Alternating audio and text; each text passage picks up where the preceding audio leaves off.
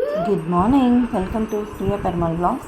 இன்றைக்கி most requested recipe தான் சாம்பார். இது மேக்ஸிமம் வீடியோஸ் புரியும்னு நினைக்கிறேன். பருப்பு எப்போவுமே சாம்பாருக்கு ஒரு பருப்பு மட்டும் போட்டு செஞ்சால் அதோடய டேஸ்ட் கொஞ்சம் இதாக தான் இருக்கும். ஸோ 2-3 பருப்பும் சேர்த்து ஆட் பண்ணணும். இதில் இந்த ஆரஞ்சு கலர் மசூர் தால் கிடைக்கும், அதுவும் ஆட் பண்ணிக்கலாம். நான் எப்போ சாம்பார் வச்சாலும் பாசிப்பருப்பு ஆட் பண்ணி தான் சாம்பார் வைப்பேன், ஒரே பருப்பில் செய்ய மாட்டேன்.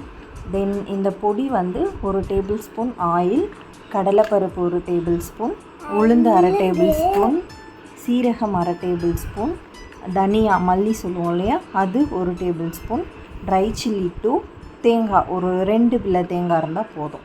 இதெல்லாமே எண்ணெயில் வதக்கி பவுடர் பண்ணி எடுத்து வச்சுக்கோங்க. கடையோட சாம்பார் பொடியும் நான் போட்டிருக்கேன். அப்புறம் தண்ணி ஊற்றி காய் கொதிக்கிற ஸ்டேஜில் இந்த நம்ம அரைச்ச சாம்பார் பொடியும் போடுவோம். இது போட்டதுமே குழம்போட மனம் இருக்கும் பாருங்கள், செம்ம டேஸ்ட்டு. அந்த மனமே அப்படியே டேஸ்ட்டு நமக்கு தெரியும், ஃபீல் பண்ணுவோம். அல்டிமேட்டாக இருக்கும். ட்ரை பண்ணி பாருங்கள். எத்தனை பேர் ட்ரை பண்ண போகிறீங்கன்னு எனக்கு சொல்லுங்கள். அண்ட் இதுக்கு சைடிஷ் காரமாக பொரியல் ஏதாவது செஞ்சு ரைஸ் வச்சு அப்பளம் கொடுங்க, செம்மையாக இருக்கும். தேங்க்ஸ் ஃபார் வாட்சிங்.